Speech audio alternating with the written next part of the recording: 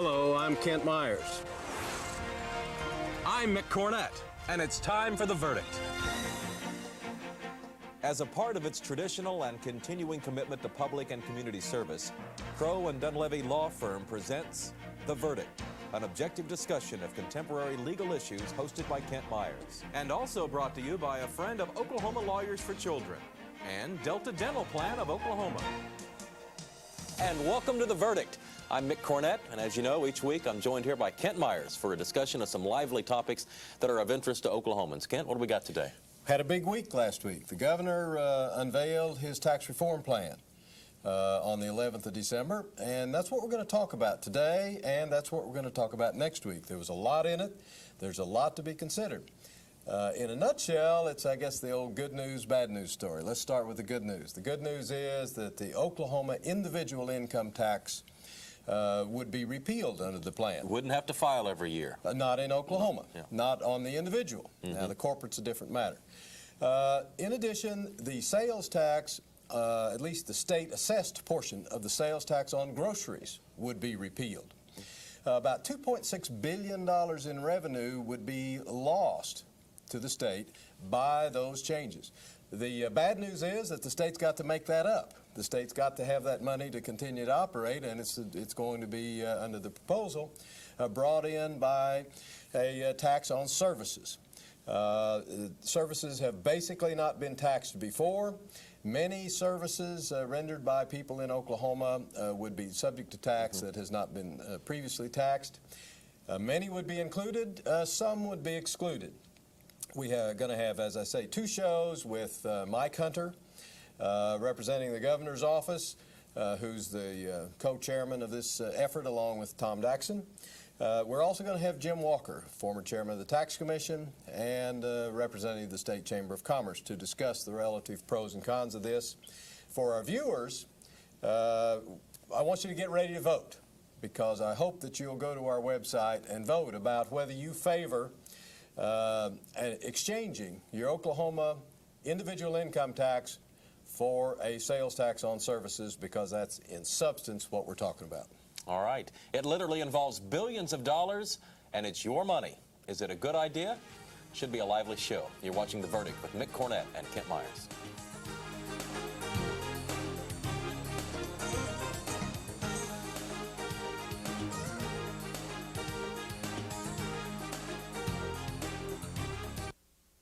The Journal-Record is pleased to be a sponsor of The Verdict. The Journal-Record, since 1903, the best source of Oklahoma business news and legal information. I enrich our cultural landscape. I help define our quality of life. I am one of 4,000 artists in central Oklahoma who receive support from Allied Arts, this community's united arts organization. I am an allied artist.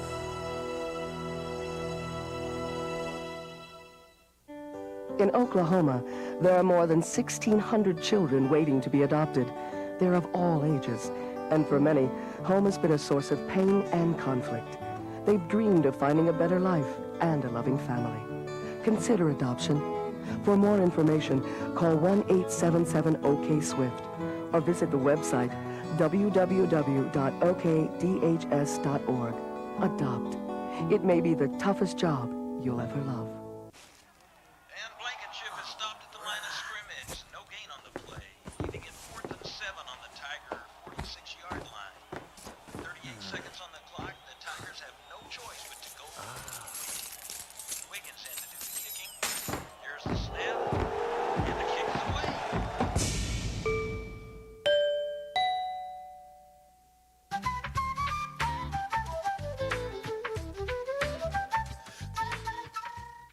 All children deserve a life of hope and love, but sometimes they experience a life of pain, neglect, and abuse. When that happens, each child deserves all of the quality assistance and representation that can be offered in our legal system. Oklahoma Lawyers for Children has over 350 of the best attorneys and volunteers in Oklahoma County who donate their time and services to represent children. For more information, call 405 23 child. Oklahoma Lawyers for Children, helping to bring hope and love back to the lives of abused children.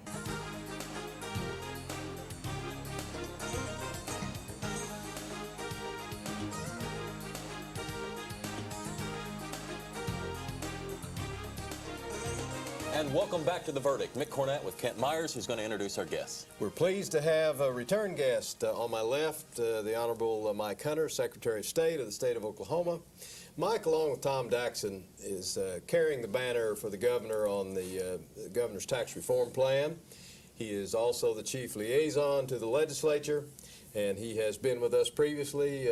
Mike, welcome back. Good to be back. Glad to have thank you. On my right is Jim Walker, making his first, but we certainly hope not his last appearance on The Verdict. Jim is a lawyer in private practice in Oklahoma City. He is former chairman of the Oklahoma Tax Commission, and he is now chairman of the State Chamber of Commerce's task force on taxation. Jim, glad to have you. Well, it's my pleasure. As we told the viewers in the first segment, we're talking about a pretty dramatic series of changes in our tax laws that will affect all Oklahomans to some extent. Mike, let me start with you. Why are we doing this tax shifting now? What's the reason for it?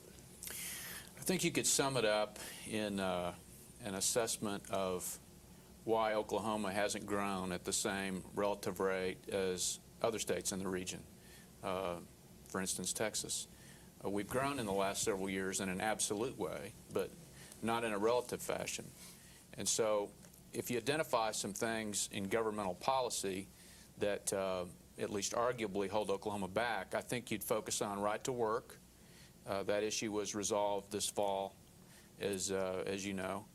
The second area where we tend to not compete well with other states in the region is workers' comp. We tend to be given a low ranking in terms of the typical costs that businesses have to absorb. Lastly, we think, the governor believes, that we are at a disadvantage to a lot of other states because of the fact that we have a pretty high income tax rate, 6.65%, particularly when you compare Oklahoma to Texas. It's an impediment. It's an impediment not only to attracting industries to the state, but when businesses have to decide whether to grow their investment in Oklahoma or grow it in Texas, they have a tendency to look at the income tax that their employees are going to pay. And we tend to not win when we're in those contests. So it's I think, a function of us recognizing that we compete with Texas in a lot of ways, and that income tax comparison is not one where we are favorably compared. Jim, let me ask you, from your perspective, how do you see what Mike has given to us as reasons to do this and what we hope to accomplish by it? Well, I think the Chamber, particularly through its tax committee, has recognized also for some time that we have some problems in the tax area. We have proposed legislation in the past to try to alleviate some of those kind of on an individual basis, but we do applaud the effort of the governor and the legislature to take a broad-based look at this in a way to try to make Oklahoma more competitive for business and what's here and what may come here. Mike, we hear, and many of us probably, many of our viewers probably feel that we're in a recession. Is this the right time when we're either starting into a slowdown or a recession, depending on who you talk to? Is this the right time to be making this kind of move? Well, that's a good question, and that's frankly something that we've struggled with. But at the end of the day, we, I think, are in a situation where we can perform this redesign of our tax system without there being an impact on our revenues, on government operations, negatively. Mm-hmm. And, you know, frankly, the President Pro Tem of the Senate, Stratton Taylor, was the guy that had the courage, wherewithal, however you'd like to characterize it, to begin this dialogue. So we've been involved in this discussion on a bipartisan basis. We have economists involved. We've actually retained a couple of noted economists from outside the state to look hard at our projections, to look hard at the assumptions that are made in this package, to make sure that we're not making a mistake. Jim, your members or your organization, the businesses that make up the state chamber, how do they view this, the timing of this, insofar as the slowdown or the recession?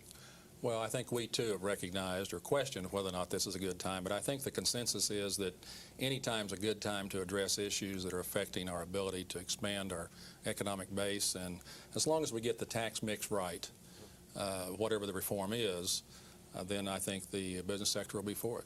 Jim, I have a question for you. So many political issues are drawn between Democrat and Republicans. This is a Republican governor's plan.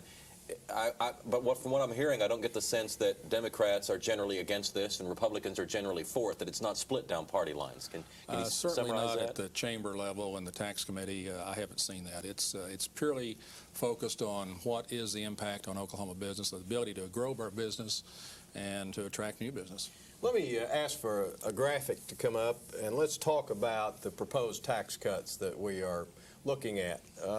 In a nutshell, of course, the greatest tax cut comes in the elimination of the individual income tax, $2.4 billion, and that's about 91% of all the tax cuts. And then we are also eliminating, under the proposal, the state portion of the sales tax on groceries for a not insignificant amount, and then there are some other amounts, but all in all it totals about $2.6 billion. Let me ask you, Mike, is this, why aren't we eliminating the corporate income tax? We are eliminating the individual income tax, but not the corporate. Right. Secretary Daxon's office has really performed yeoman's work with regard to developing this proposal, because they've really taken it out of the abstract and tried to put it into real practical terms. And they've done that by visiting a lot of states that assess taxes on some portion of their service industries. He's also made scores of corporate visits around the state, different sectors of the economy, different industries, in order to get a hands-on, ground-level view of how this proposal would affect different businesses. And it's interesting that what we've gleaned from those conversations is if you're putting a package together, the corporate income tax isn't particularly pernicious, isn't particularly viewed negatively by a lot of Oklahoma businesses. They see this package weighted towards an income tax cut, repealing the franchise tax, which is a nuisance tax, as much more positive. Let me interrupt here and get us to a break. We're discussing your taxes, specifically Governor Keating's plan for tax reform. You're watching The Verdict.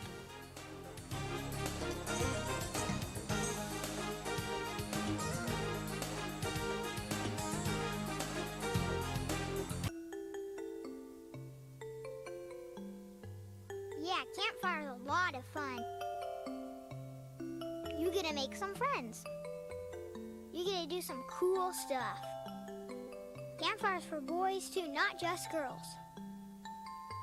But hey, campfire's definitely for kids. So call the campfire office nearest you to join in on the fun. 'Cause let's face it, you're not getting any younger. St. Gregory's University has been changing the lives of people like me for 125 years. Affordable, private Catholic education, balanced with dedication to community and service, makes St. Gregory special. We're extremely proud of our students' outstanding academic achievements and our nationally ranked athletic teams. It's when you help a student build a future of balance, integrity, and service that you change a life forever. St. Gregory's, a community for life. Yesterday was plain awful. You can say that again. On Broadway is Oklahoma's premier youth musical theater company. Bringing our daughter here was one of the smartest things we've ever done. I've learned a lot. I've gained a lot of confidence. They help me develop talents I never knew I had. And it's fun. On Broadway, Oklahoma's premier youth musical theater company. Now enrolling in Edmond. Call 330-CAST. That's 330-2278. Every day, in state governments throughout the country, crucial decisions are being made that affect the lives of children and their families. But as this process takes place, children are often left voiceless. When these children raise their hands to be heard, is anyone listening? There are people listening. They are child advocates. Join us and raise your hand for kids.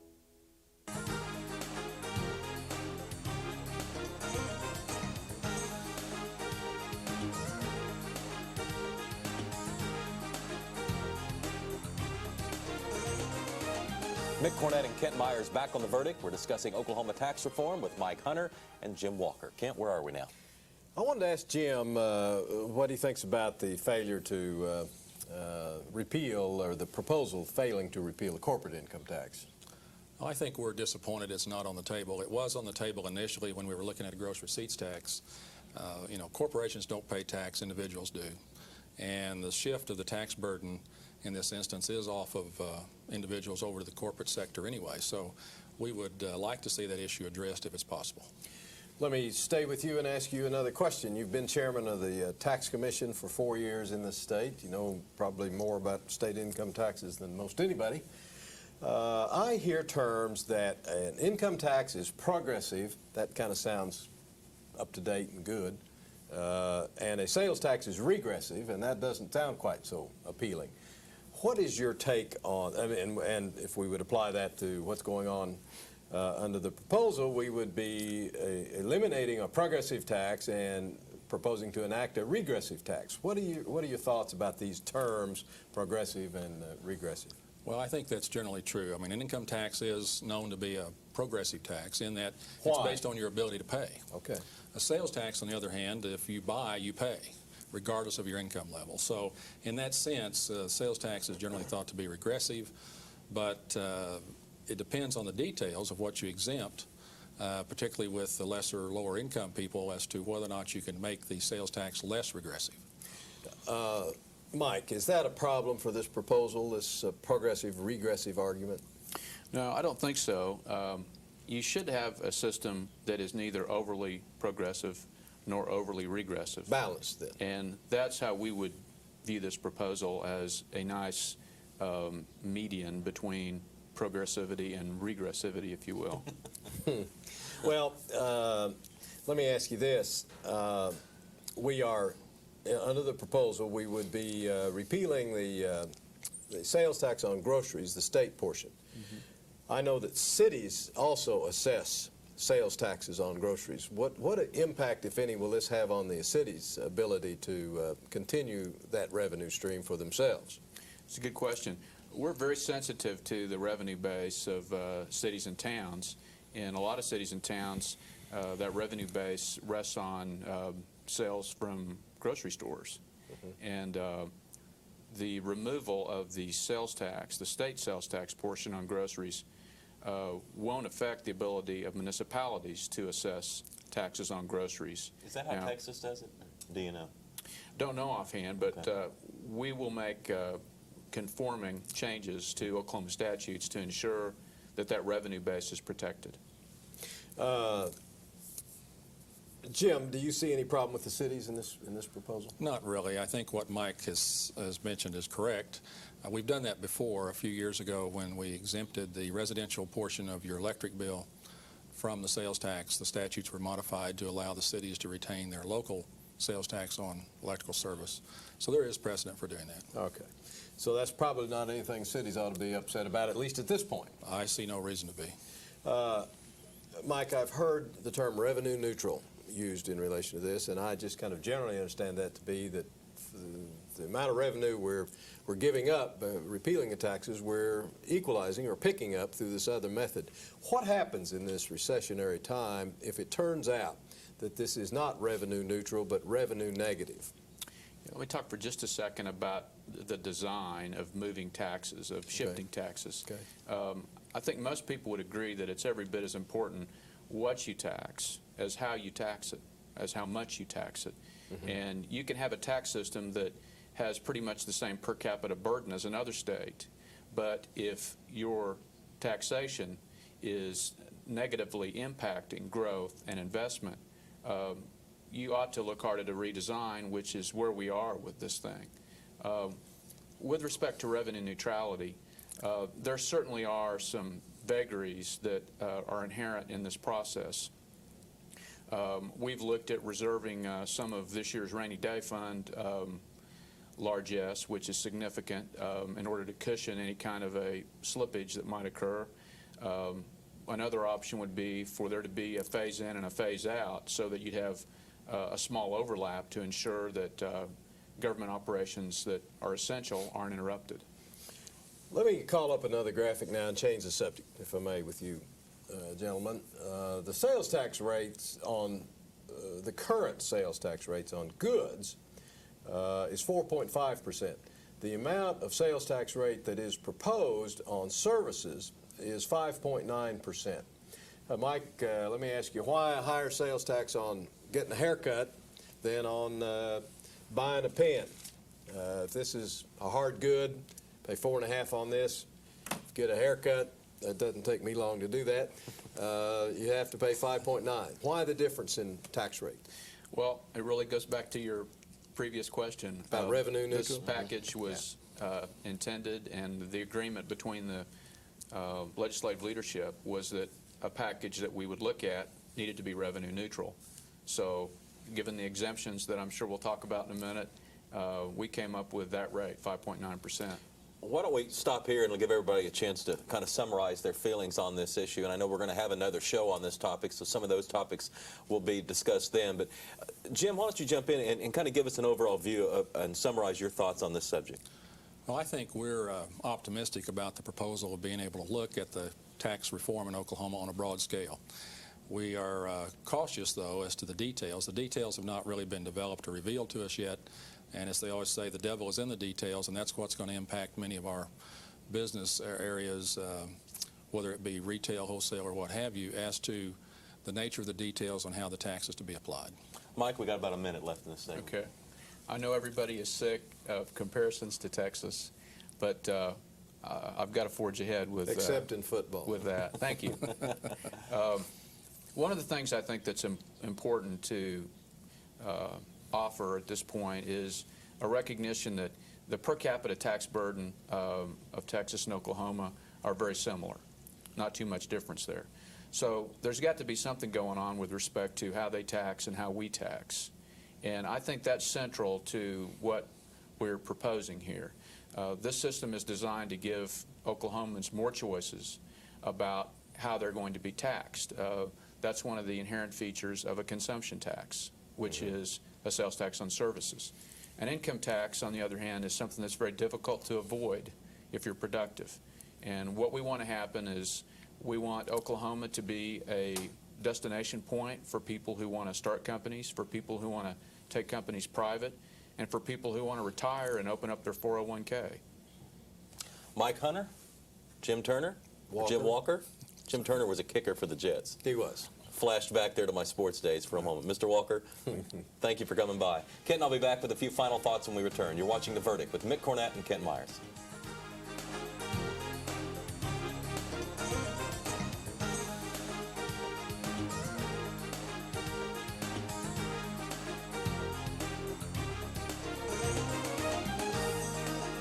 Hello, my name is Ted Smith. I'm president of the board of directors of the Oklahoma Disability Law Center. ODLC provides free legal services in civil matters to people with physical and mental disabilities. I'm Mike Sykes, Vice President of ODLC. For more information, call 1-800-880-7755. The Oklahoma Disability Law Center provides high-quality legal services to people with physical and mental disabilities.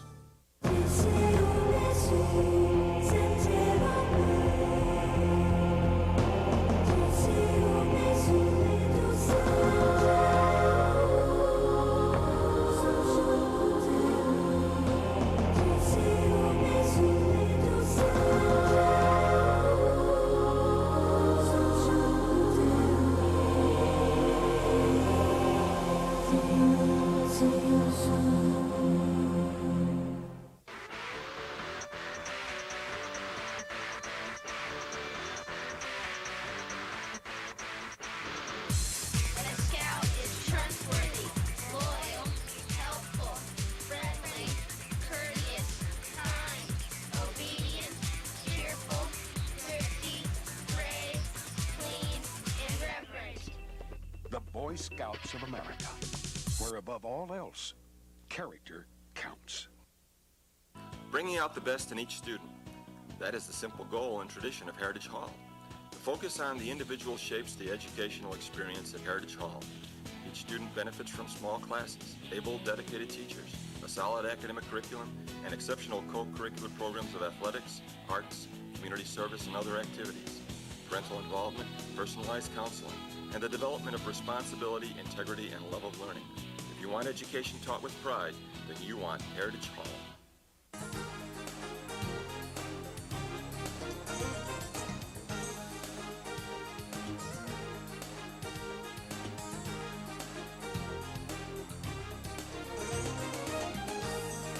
And we're wrapping up another edition of The Verdict.